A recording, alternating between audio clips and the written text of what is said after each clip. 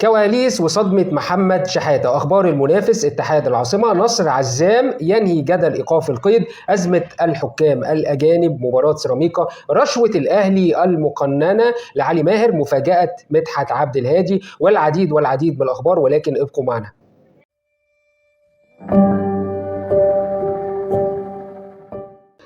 السلام عليكم ورحمة الله وبركاته، وفيديو جديد من صوت زملكاوي. انزل ادعم الفيديو باللايك والشير وتابع القناة حتى يصلك كل جديد عن أخبار نادي الزمالك. النهارده عندنا أخبار كتيرة جدا جدا جدا، مفيش وقت، وهنبدأ بداية من حالة وفاة والد محمد شحاتة وكواليس حالة الوفاة. اللاعب طبعا اتفاجئ لما وصلوا حالة وفاة والده في المعسكر، وبدأ يجهش بالبكاء طبعا، وكان حالة انهيار. والحقيقة ان جون ادوار ومعتمد جمال على طول قعدوا مع لاعب وقالوا له اللي انت عايزه احنا هنعمله، عايز تنزل مصر دلوقتي انزل، احنا مستعدين نعمل كل حاجه. وبدا اللاعب ان هو يستعد وجهز الشنطه بتاعت الهدوم بتاعته، وبدا ان هو فعلا ان هو ينزل. ولكن قبله مفاجاه كبيره جدا، ان الطياره اللي هتطلع طبعا هي مش تحت ايده، او دي حاجه، ده طيران يا جماعه. فاول طياره كان هيوصل بيها مصر هيبقى فجر اليوم، يعني بعد دفن والده. وبدا ان هو اخوه يتصل بيه وقال له ان حضورك مش هيفرق كتير، انت كده كده هتيجي هتحضر العزاء 3 ايام،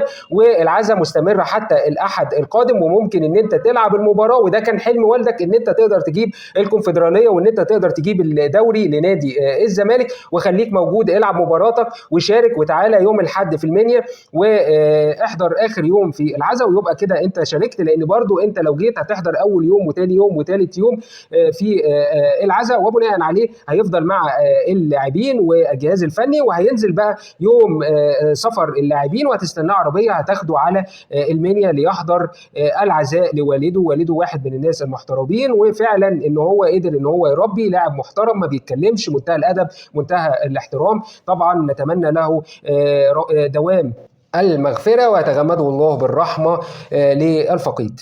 اللاعبين عملوا شيء كويس جدا وجيد جدا بالنسبه للاعب، ان هم اتجمعوا مع بعض وعملوا زي مقرأه كده في بعد التدريبات، بحيث ان هم يشاركوا اللاعب، وقدروا ان هم ربنا يكرمهم ويختموا القرآن، بمعنى ان هم بيقسموه بقى على بعض، كل واحد يقرا جزء مثلا، ويبتدوا ان هم يقسموا القرآن على بعض 30 جزء، وبدأوا ان هم بقى يختموا القرآن على روح والد محمد شحاتة. شيء جيد جدا، وهو ده جماعه اللي بيعمل الترابط ما بين الفريق وبين بعضه. حرص معتمد جمال يا جماعه المدير الفني الفريق الاول لكرة القدم بنادي الزمالك، وعمر جابت قائد الفريق الابيض على معاينة ارض ملعب 5 يوليو. راحوا يعاينوا الارض ويشوفوا بقى الاستاد ويتفرجوا عليه، والحقيقه ان ده بيبقى شيء جيد جدا. المباراه طبعا يوم السبت الساعه 10 مساء مع اتحاد العاصمه في استاد مرعب، وهنتكلم في كل الكلام دوت مع بعض في هذا الفيديو. تعال بقى نخش على الكلام التقيل وموقف فريق اتحاد العاصمه. ايه هو اتحاد العاصمه ده؟ طبعا اتحاد العاصمه زي ما احنا عارفين، او المعلومه دي انا قلتها في الفيديو بتاعي لو انت بتتابع الفيديوهات بتاعتي، ان هو كان ليه مباراه يوم 4/5 وتم تاجيل المباراه، وعمل معسكر طويل استعدادا لنادي الزمالك.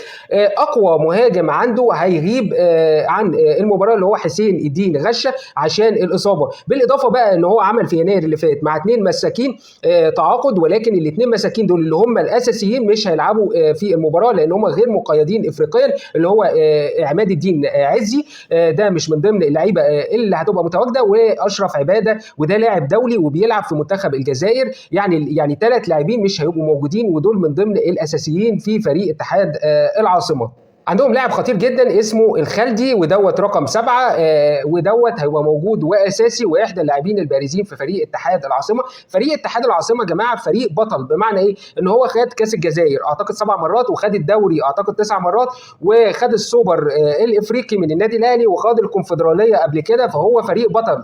وانا واحد من الناس كنت عايز فريق اسفي ده، اولمبيك اسفي، هو اللي يوصل للنهائي قدامي، اللي ما عندوش الخبرات زي الفرقه دي، ولسه واخد الكاس من فريق شباب بلوزداد، ولكن قدر الله ما شاء فعل. عندهم حارس مرمى عظيم جدا اسمه اسامه بن بوت، وعنده خبرات كبيره جدا، وحضر 3 نهائيات، فهي فرقه قويه جدا فريق اتحاد العاصمه. نقفل الخبر ده سريع عشان عندنا اخبار كتير. حكم مباراه الزمالك وسيراميكا، طبعا احنا قلنا ان الزمالك خاطب الرابطه او خاطب اتحاد الكوره، انا اسف، وقال لهم ان احنا عايزين حكام اجانب، ولكن اتحاد الكوره قال له هتبعت الفلوس، هنبتدي نشتغل في ان انا اجيب لك اخاطب الجهات الاوروبيه، وابتدي ان انا اجيب لك حكام اجانب. نادي الزمالك الزمالك قدامه لغايه يوم الاحد القادم يدفع الفلوس او يبعت الشيك. في هذه الحاله يجي يبتدوا خطبه عشان حكام اجانب. الزمالك ما دفعش الفلوس، ما فيش حكام اجانب. انا عشان اوضح لك الموقف عشان ما تجيش بعد كده تقول لي انت قلت لي. نادي الزمالك مستني حتى غدا ان شاء الله بعد المباراه. ليه بقى؟ لان نادي الزمالك بيقول لك هو لو جاب لي حكام اجانب انا هدفع $70,000 وفي نفس الوقت مش هيجيب لي كلاس ايه. كلاس ايه كلهم اتاخدوا في كاس العالم، تمام؟ ففي نفس الوقت لو هيجيب لي حكم اللي هو فنيا اقل. انا بقول لهم يا جماعه هم كده كده $70,000. انت لو خسرت الماتش ده هتشيل طين، يعني انت كمجلس اداره هتشيل طين والناس هتشيلك الهزيمه. فانت ادفع $70,000 وخلص نفسك، وخسرتهم مش مشكله. حتى انت لو اتغلبت المباراه فانت عملت اللي عليك، فانت كده كده عملت اللي عليك، لان المباراه مش هتبقى سهله وهتبقى مع فريق زي يعني فريق صعب جدا، وفي نفس الوقت هم بيدفعوا له عنده شحن معنوي وناس بتدفع مكافئات، فالموضوع هيبقى صعب جدا. فادفع وخلص نفسك. ولكن طبعا هم مستنيين المباراه غدا ويشوفوا هم بقى ياخدوا القرار في النهايه. نقفل الخبر ده. عقوبات لجنه المسابقات، الحقيقه ان هم وقفوا علي ماهر ايقاف لان هو خد انذار في طرد، فبناء عليه وقفوه مباراه و5000 جنيه غرامه. وبعد كده هم قال لك 3 مباريات عشان عدم مرافقه مع الفريق لان هو تلفظ بالفاظ مع الحكم. وده ياخدنا بقى للعقوبه بتاعت محمد الشناوي اللي خد انذار في ضرب على القفا، في تلفظ، في كل الكلام ده، وخد مباراتين فقط لا غير، في حين ان الراجل ده واخد 4000 جنيه ومغرمينه 5000 في 20000. فانت تيجي تقارن بقى او توازن بين العقوبات وبين بعضها تلاقي في حاله من حالات بقى ايه الاختلاف، اللي هو انت بتدي العقوبه وبعد كده بتخففها. بناء على ايه بتخففها؟ انا ما اعرفش. فانت اديت عقوبه ورجعت بعد كده خففتها، وبالاضافه ان هي اصلا مخففه لان هو اصلا واخد انذار في انذار، دي عقوبه لوحدها على الاقل مباراتين. وفي نفس الوقت هو استخدم يعني هو ضرب بس بعدم استخدام القوه، دي لوحدها 3 مباريات، فانت بتتكلم في 5 مباريات مثلا انت ما اديتوش ده وخففتها له. ولكن بقى هنعمل ايه؟ هو الدنيا ماشيه معاهم كده. نقفل خبرنا ده بقى ونخش على الخبر الثاني، والرشوه المقننه. في حملات دلوقتي شغاله ان علي ماهر هو اللي هيتولى تدريب النادي الاهلي، وانا بعتبر ده بقى رشوه مقننه بقى، علشان دلوقتي هم بيحاولوا بقى، يعني انت لو هتكسب نادي الزمالك انت هتبقى مدرب النادي الاهلي خلال الفتره القادمه، وناس تقول لك مدرب بيراميدز، بالاضافه بقى للشحن المعنوي لفريق سيراميكا. وهيفضل الشحن ده يا جماعه شغال لغايه يوم 20 مايو، لغايه ما الزمالك يلعب المباراه. بجد لك الله يا زمالك. نقفل بقى الخبر ده ونيجي على الخبر الثاني اللي هم ما صدقوا ان هم لقوه. مدحت عبد الهادي داخل الاستاد، قاموا جايين مصورينه فيديو، والحقيقه انا مستعجب ان الفيديو ظهر بعديها ب 48 ساعه، ما ظهرش ساعتها ليه؟ واجتزأوا الفيديو وبداوا ان هم يجيبوا، قطعوا طبعا ما بين الفيديو وبين بعضه، وقاموا جايين ملزقينهم في بعض. وطلع الراجل قال الكلام ده، ولكن محدش طبعا هيتابع ويتابع حاجه زي كده، ومحدش هيدور على الحقيقه. هم ما صدقوا زي ما بيقولوا كده، مش عارف ايه لا ايه، واخد بالك؟ ما صدقوا لقوا اي حاجه عشان يمسكوا فيها، على حين ان انت تلاقي فيديو متداول اخر لشادي محمد وهو بيشتم مع جماهير نادي الزمالك. ما حدش بيتكلم على ده خالص، كله بيتكلم على مدحت عبد الهادي. انا عرضت لك الموضوع وما اعتقدش ان مدحت عبد الهادي هيطلع يكذب، هو مش محتاج ان هو يكذب. تعالى بقى نخش على تدريبات الزمالك، ودي اتقسمت اتقسمت ل3 اقسام. القسم الاول اللي هو المحاضره النظريه كانت مع نونو الميدا ومعتمد جمال، وبدا يتكلم عن فريق اتحاد العاصمه، والحقيقه ان هو فيه شبه كبير جدا من فريق النادي الاهلي، بيضغطك من فوق على كوره. هو مش من النوع اللي بيستحوذ على الكوره، وديت موجوده في الاهلي مش موجوده في اتحاد العاصمه، ولكن هو بيعتمد على الاخطاء الفرديه. فدي موجوده برده في الاهلي، ان هو بيغلطك عشان يقدر ياخد الكوره ويقدر يعمل عليك الهجمه ويقدر يجيب جول. فدي هتبقى صعبه جدا لو معتمد مارس بقى طريقه اللعب ان هو يبني من تحت، دي مش هتنفع. فانت لازم تبقى حاطط في دماغك النقطه دي يا معتمد، علشان لا تمنى بهدف في بدايه المباراه. لازم نبقى حاطين النقطه دي في دماغنا كويس قوي. الفقره الثانيه كانت فقره تدريبيه بدنيه، والمقصود بيها لمده ثلث ساعه ان انا احافظ على اللياقه او معدل اللياقه البدنيه في المباراه. والجزء الثالث هو شغل خططي بقى، في حاله الضغط هتعمل ايه، في حاله قوه الاجنحه هتعمل ايه، قصه السكند بول بتاعتك اللي هي كانت زي الزفت في النادي الاهلي وبدات تتحسن جدا في مباراه سموحه بشكل جيد جدا. ولكن انا بضيف من عندي، ارجوك يا معتمد خلي ركز في الكور الثابته، لان الكور الثابته دي عامله زي الكنوز، اما بتجي لك كره ثابته بتفرق معاك كتير جدا في المباريات اللي زي دي. فارجو ان هم يركزوا في الكور الثابته. نقفل بقى خبرنا ده. وبالنسبه لعمر جابر، عمر جابر يحاول اللحاق بالمباراه في المراحل الاخيره من الاصابه. عمر جابر، ولكن هناك البروتوكول الطبي، هو يعمل لك التيست او الفحص قبل المباراه ويشوفك، وفي نفس الوقت برده مش هيدخلك في المباراه على طول، لان انت لو دخلت على طول ممكن تجدد الاصابه، فهو ممكن يلعبك جزء كده اللي هو تيست برده في المباراه 10 دقائق، ربع ساعه، ثلث ساعه، او نص ساعه من الشوط الثاني عشان يبتدي بقى يشوف الاصابه وتبتدي تدريجي تخش في المباراه. بالنسبه لاخوان بزيرة نفس القصه برده، هيتعمل التيست وهيشوفه. هو ما دخلش في التدريبات اليوم، ولكن ممكن ان هو يخش في امس، انما هيخش ممكن يخش في التدريبات، يتعمل التيستنج بتاعه اللي هو اليوم، وهيشوفوا اذا كان يقدر اللاعب ان هو يخش في التدريبات في هذه المباراه. ولكن برضه هيبقى البروتوكول الطبي داخل في الموضوع، وممكن ما يشاركش بشكل كبير جدا في المباراه، يشارك في جزء من المباراه. ولكن يا جماعه بزيرة الاصابه مش عضليه، الاصابه في الحوض نفسه، هو عمليه ضغط او دك كده على الحوض بتاع اللاعب ادى لالام، فممكن الاصابه ان شاء الله مع الوقت يعني ان شاء الله يبقى افضل اللاعب باذن الله. بالنسبه لاصابه محمد السيد، هناك غموض في هذه الاصابه، لان محمد السيد تعمد في مباراه نادي سموحه ان هو يكمل وهو مصاب. يا جماعه دي مش رجوله، لان انت اول ما تصاب وتشعر باصابه في الكاحل بتاعك، اولا مش هتقدر تجري بشكل قوي، مش هتبقى فايده بالنسبه للفريق. في الحاله اللي زي دي نزلني بعد اذنك، طلعني، لان اي غلطه هتبقى غلطه بتاعتك، محدش هيدور على اصابتك. طب ما طلعتش ليه؟ وفي نفس الوقت بيبقى فيه نزيف داخلي، النزيف دوت لو انت فضلت مستمر هيزيد وهيزود التورم بتاعك وهيطول فتره اصابتك. ولكن هو لاعب صغير، وانا اتمنى ان شاء الله ان هو يكون افضل باذن الله، لان هي برده التواء في الكاحل ده ممكن ان هو ان شاء الله يكون اسرع من العضله بتبقى صعبه شويه وبتاخد وقت كبير. خبرنا التالي وسؤال: هل يلعب محمد شحاته المباراه ومن هم البدلاء؟ انا في اول الفيديو قلت لك ان محمد شحاته مستمر مع الفريق، ولكن في نفس الوقت معتمد جمال قال له لو هتقدر قول لي، مش هتقدر بلاش.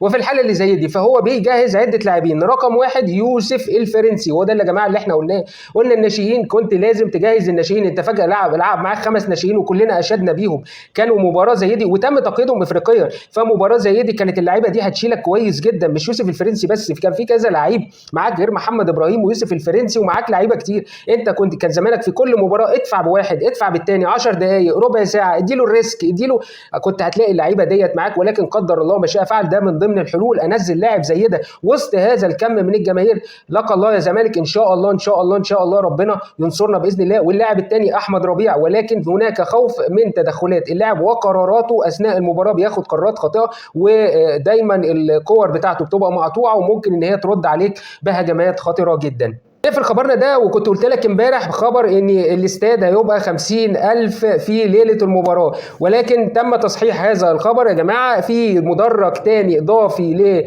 للاستاد ب 10,000 متفرج، يعني بكره هتبقى 60,000 متفرج متواجدين في المباراه، فهيبقى المباراه عليها ضغط كبير جدا جدا جدا جدا. فتخيل معايا 60,000 في المباراه واستاد ضيق بالشكل ده، فهيبقى استاد مرعب. ولكن لنا الله باذن الله، ربنا ينصر نادي الزمالك. بالنسبه لتصريحات معتمد جمال، طبعا شكر الضيوف وعزى محمد شحاته طبعا في وفاه والده، واتكلم على ارض الاستاد وقال ان هي جيده جدا، وقال ان استاد 5 يوليو اعتقد يعني الاستاد نفسه مش غريب علينا وعامل زي استاد القاهره. وفي نفس الوقت قال ان احنا مستعدين للمباراه، وان انا عندي قاده في الملعب وعدد من اللاعبين كبار السن، وعدد من اللاعبين يقدروا ان هم يحتووا المباراه ويلعبوا فريق اتحاد العاصمه. وقال ان فريق اتحاد العاصمه فريق قوي جدا، وان هو بيتمنى ان نفس السيناريو اللي حصل في مباراه شباب بلوزداد يكرر معاه في المباراه. برضه صحفيين لما سالوه عن مباراه يعني مستعد للمباراه ازاي، قال لهم ان احنا رجعنا واللعيبه يعني جينا الجزائر واللعيبه كانت مرهقه جدا، ورغم كده استعدينا للمباراه بدنيا، وان انا عندي عدد من اللاعبين قدروا ان هم يحصلوا على الكونفدراليه وقدروا ان هم يفوزوا بيها، فعندي خبرات كبيره جدا داخل فريق نادي الزمالك. وقال لهم برضه ان فريق اتحاد العاصمه فريق قوي جدا، ولكن انا عندي لعيبه تقدر ان هي تقود المباراه. وقال لك انا عارف اسلوب فريق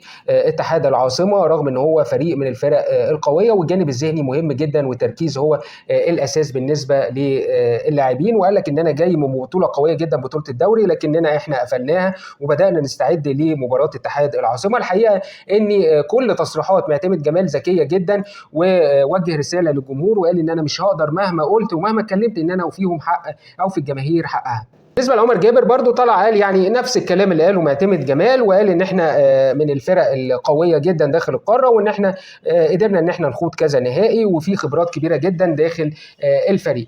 نقفل بقى الصفحه دي بتاعه تصريحات معتمد وعمر جابر، ونخش بقى على ناصر عزام يضع نقاط فوق الحروف بالنسبه بقى موضوع ايقاف القيد. وبدات اللجان بقى تشتغل ان انت حتى لو دفعت الفلوس مش هتقدر ان انت تكمل او تلعب في البطوله الافريقيه. الحقيقه ان هم بيحاولوا ان هم يفسدوا فرحتك، لان نادي الزمالك خلاص دلوقتي يعني قاب قوسين او ادنى، يا اما اول في الدوري يا اما يخش دوري الابطال، وده المهم بالنسبه لجماهير نادي الزمالك.